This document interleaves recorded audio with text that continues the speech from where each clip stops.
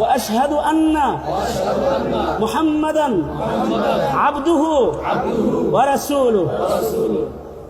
সে এখন থেকে আপনাদের ভাই, কালেমা পড়ে মুসলমান হলো। তুমি সবাইরে সালাম দাও।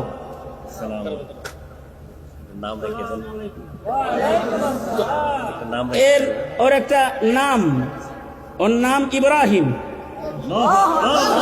নাম কি? জোরে বলেন, নাম কি?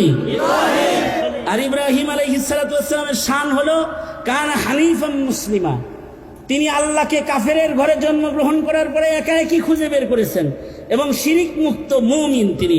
এটার গ্যারান্টার স্বয়ং আল্লাহ। সে মাহফিলে এসে এই নওজোয়ান যুবক কালেমা পড়ে মুসলমান হয়েছে। আজ থেকে তার নাম ইব্রাহিম। সে আমাদের ভাই ইনশাআল্লাহ। তার আইনি যে সকল কাগজপত্রগুলো রয়েছে উলামায়ে কেরাম নেতৃত্ব দিয়ে এটাকে ঠিক করে দিবেন।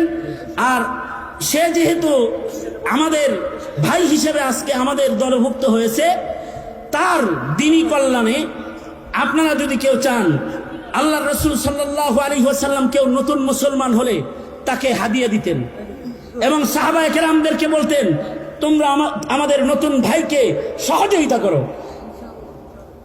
আমি যখন জেলখানায়, তখন আমার খাদেম দিছে হিন্দু, আলহামদুলিল্লাহ 2 জন মুসলমান হচ্ছে।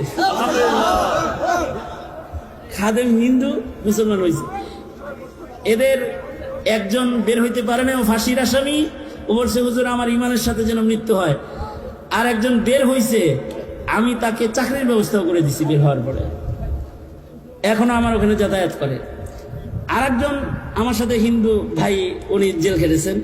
উনি বলছেন, হুজুর আমার কাছে কেউ যদি আসে, তা আমি বলি আমি মুসলমান না হইলো আমি আইয়ুব সাহেবের দলের লোক। তাই আমার কাছে এই কথা বলতে পারে, তাই আমি বলি যে আমি দোয়া করি আল্লাহ আপনাকে আল্লাহর দলের লোক বানায় দেখ। না,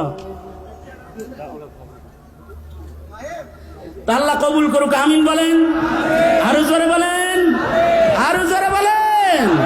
আল্লাহ সবাইকে কবুল মঞ্জুর করুক, এই মজমা মাহফিলকে কবুল মঞ্জুর করুক।